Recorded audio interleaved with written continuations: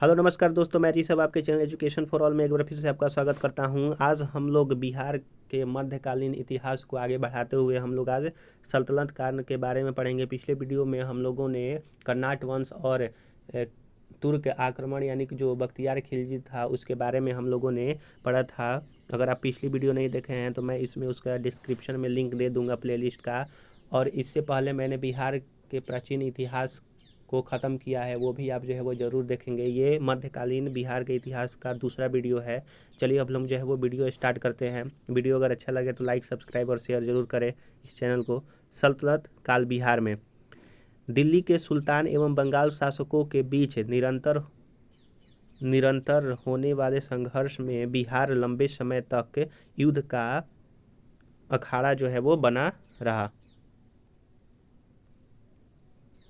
इल्तुतमिश दिल्ली सल्तनत का प्रथम सुल्तान था जिसने बिहार पर अभियान किया।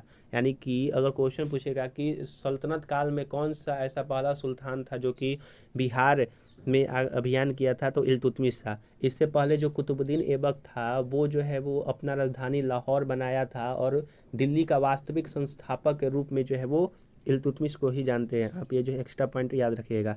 उसने 1225 ईस्वी में बंगाल एवं बिहार पर अधिकार किया, परंतु यह अधिकार उसके उत्तराधिकारी के समय जो है वो खत्म हो गया। यानी कि जब उसके उत्तराधिकारी आए तो यह जो है आधिपत्य खत्म हो गया। तुगलक काल में बिहार पर सुल्तानों का वास्तविक नियंत्रण हुआ। 1324 से 25 में गयासुद्दीन तुगलक ने कर्नाट क्षेत्र पर जो है वो विजय किया था। ये जो है वो ये जो टॉपिक आया है, ये जो पॉइंट आया है, यह जो है पिछले वीडियो में भी था कि कर्नाट वंश जब चल रहा था तो उसी समय गयासुद्दीन तुगलक ने उस पर अभियान किया था। फिरोज शाह तुगलक भी अपने बंगाल अभियान 1359 के समय बिहार आया था। पटना और गया के उसके अभिलेख जो है वो प्राप्त मिलते हैं। राजगीर के जैन मंदिर के अभिलेखों में उसके द्वारा अनुदान देने का प्रमाण मिलता है। अगला पॉइंट है कि तुगलक काल में बिहार की राजधानी बिहार शरीफ थी। यानी कि तुगलक काल में बिहार की राजधानी कहाँ थी? बिहार शरीफ थी। उस काल में बिहार शरीफ का नगर बौद्ध धर्म का प्रमुख केंद्र था। तुगलक काल में बिहार के प्रशासकों में सबसे महत्वपूर्ण नाम मलिक इब्राहिम का है, जो मलिक बया कहलाता था। इसका मकबरा बिहार शरीफ में पहाड़ी पर स्थित है। 13वीं शताब्दी के मध्य में मिन्हाज की रचना तबकाते नासरी में बिहार नाम का उल्लेख मिलता है। यानी कि तबकाते नासरी में बिहार का नाम जो है वो उल्लेख मिलता है, जो कि 13वीं शताब्दी के मध्य मिन्हाज ने लिखा था। ये जो है वो आपका सल्तनत काल खत्म हुआ। अब जो है अफगान शासक बिहार में सिकंदर लोधी ने 1495 से 96 ईस्वी में दरिया खां नुहानी को बिहार में प्रशासक राज्यपाल नियुक्ति की। इब्राहिम लोदी की मृत्यु के बाद दरिया खां नुहानी का पुत्र बहार खां नुहानी ने स्वतंत्रता सत्ता की घोषणा कर दी। दूसरी ओर अफगान शासक महमूद लोधी बाबर से बचने के लिए बिहार आया था। बाबर ने 1529 ईस्वी में घाघरा के युद्ध में बिहार के इन अफगानों को पराजित कर दिया। अगला पॉइंट है कि घाघरा का युद्ध के बाद बिहार में शेर शाह के नेतृत्व में पुनः अफगानों का उदय हुआ। तो जो अफगान वंश थे वो भारत में 2 बार उनका जो है वो शासन चला। पहला जो लोधी थे वो जो है वो पहले अफगान वंश की स्थापना किए थे, और एक मुगल काल में अफगान वंश का स्थापना हुआ जब शेर शाह सूरी आया। तो क्वेश्चन पूछा जाता है कि दूसरे जो अफगान वंश जो चला था वो कब से कब तक था? तो शेर शाह सूरी के समय 1540 से 1545 के समय को हम लोग कहते हैं दूसरे अफगान वंश का स्थापना। शेर शाह सूरी का जन्म 1486 ईस्वी में हुआ था। उसके पिता का नाम हसन खां था, जो सासाराम के जागीरदार थे। शेर शाह के बचपन का नाम फरीद खां था। बराह खां नुहानी ने फरीद खां को शेर खां की उपाधि दी थी। शेर खां ने नुहानियों के पतन के बाद बहार खां की विधवा दुदू बेगम से विवाह कर बिहार क्षेत्र को अपने अधीन कर लिया।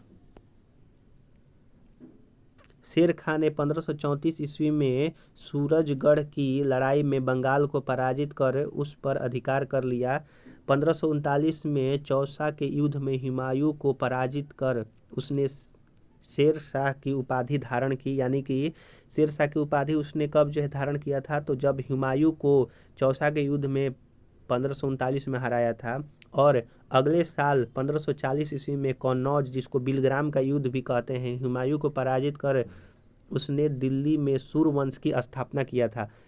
1539 में जब बिलग्राम का युद्ध हुआ तो हुमायूं जो है वो भाग खड़ा हुआ। फिर उसके बाद मुगल वंश जो है लगभग 15 साल तक, यानी कि फिर उसके बाद जो हुमायूं आता है वो 1556 ईस्वी में आता है। तो 15 साल तक जो है वो सूर्य का यहाँ पर बोल सकते हैं कि पूरे बिहार में और दिल्ली में जो है वो शासन रहा। ज़्यादातर जो है उनका क्षेत्र जो सूर्यवंश का था वो बिहार से ही रिलेटेड था। 1541 ईस्वी में शेर शाह ने पटना का दुर्ग बनवाया तथा इस नगर को बिहार की राजधानी बनाया। इसका वर्णन अब्दुल्लाह के तारीख दाऊदी में मिलता है। शेर शाह ने 1543 ईस्वी में रायसीन, 1544 ईस्वी में मारवाड़ विजय किया। 1545 में कालिंजर अभियान में गोले फटने से वह घायल हो गया और उसकी मृत्यु हो गई। यानी कि कालिंजर अभियान में इसकी मृत्यु हो गई। 1545 ईस्वी में इसकी मृत्यु हो गई। शेर शाह ने अपने जीवन काल में ही सासाराम में इंडो इस्लामिक स्थापना कला आधारित मकबरा का निर्माण प्रारंभ करवाया। शेर शाह की मृत्यु के बाद उसके पुत्र इस्लाम शाह ने इसे बनवाया था। कृत्रिम झील के मध्य स्थित यह इमारत आकार में अष्टकोणीय है एवं लाल बलुआ पत्थर से निर्मित है। जो शेर शाह का मकबरा है वो बिहार के सासाराम में स्थित है और वो इंडो इस्लामिक में बना हुआ है मकबरा। और इसको पूरा किसने करवाया, तो उसका बेटा जो है वो इस्लाम शाह ने करवाया था। यह जो है कृत्रिम झील के बीचों बीच स्थित है और इसका जो आकार है वो अष्टकोणीय है, यानी कि 8 कोड़ियों में बटा हुआ है और लाल बलुआ पत्थर से यह निर्मित है। अगला इसमें कुछ महत्वपूर्ण और जो है पॉइंट है कि शेर शाह ने बिहार में रोहतास किला भी बनवाया। शेर शाह ने जब्ती प्रणाली चलाई जिसमें भूमि की माप के आधार पर लगान निर्धारण किया जाता था। बाद में इसे अकबर ने भी अपनाया। शेर शाह का शासन सुव्यवस्थित शासन प्रणाली के लिए प्रसिद्ध था। उसने संचार व्यवस्था, डाक व्यवस्था, सैन्य व्यवस्था, राजस्व व्यवस्था में व्यापक सुधार किए। शेर शाह के बाद उसका पुत्र जलाल खां यानी कि इस्लाम शाह की उपाधि के साथ गद्दी पर बैठा।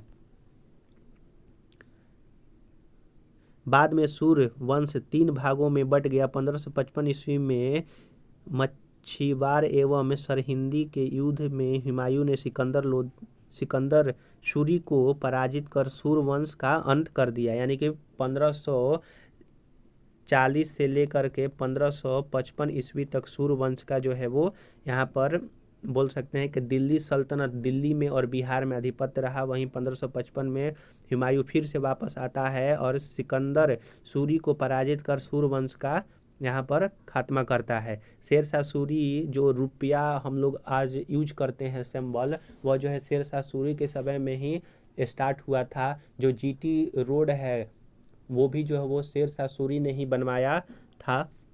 चलिए अब हम लोग जो है वो नेक्स्ट वीडियो में मिलेंगे। अगर वीडियो आपको अच्छा लग रहा होगा तो आप जो है वीडियो को लाइक, चैनल को सब्सक्राइब और अपने दोस्तों में ज़रूर शेयर करेंगे, ऐसा मैं आपसे उम्मीद करता हूं। और जो भी पिछले वीडियो नहीं देखे हैं उसका डिस्क्रिप्शन में मैं जो है वो प्लेलिस्ट का लिंक दे दूंगा। आप जो है वो बिहार के प्राचीन इतिहास को देखते हुए जो है वो मध्यकालीन इतिहास में अगर आएंगे तो आपको और अच्छी तरह से समझ में आएगा। चलिए अब हम लोग जो है वो अगले वीडियो में मिलेंगे, तब तक के लिए नमस्कार।